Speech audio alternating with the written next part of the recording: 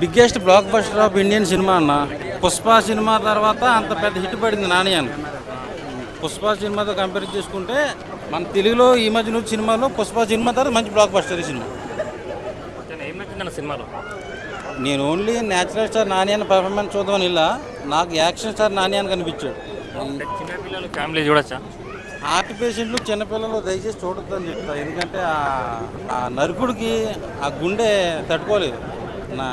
నాకే heart attack వచ్చేసింది కొన్ని చోట్ల. అంత భయంకరంగా చూపిస్తాడు ఆ ఎలివేషన్స్.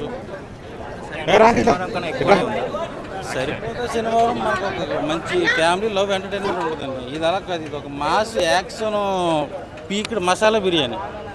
పిచ్చుకోకున్నారని అడుగుతారు అసలు. ఇందులో శ్రీనిధి శెట్టి బాగా చేసింది. హీరోయిన్ ఎలా అనిపించింది?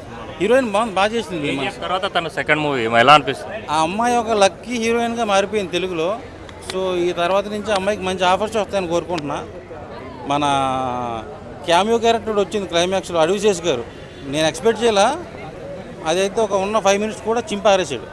కార్తీ అంటున్నారు, కార్తీ అంటున్నారు కదా. అవును, కార్తీ గారు ఎంట్రీ చూపించారు. అది 4వ అవతారం. అది అడవిశేష్ గారు వచ్చారు. ఆయన ఒక చిన్న క్యామియో రోల్ ఉంది. సో హిట్ 4లో కార్తీ గారితో తీస్తారని చెప్పి చూపించారు. అదైతే ఎవరు ఎక్స్పెక్ట్ చేయలేదు. కానీ నాని అన్న కెరీర్లో మంచి బ్లాక్ బస్టర్ పడింది. అంటే నానిని మనం ఇట్లా మాస్ ఎక్స్పెక్ట్ చేయొచ్చా? అంటే ఎక్స్పెక్ట్ చేసినంత రీచ్ అయ్యాడు. దసరా సినిమాతో మాస్ చూపించాడు. ఈ సినిమాతో అయితే మరీ ఘోరంగా చూపించాడు. నా క్లాస్లో యాక్షన్ చేసి చూపించాడు. రేటింగ్ ఎంత ఇస్తాను? 5కి 5. 500 కోట్ల పైన కొడుతుంది సినిమా.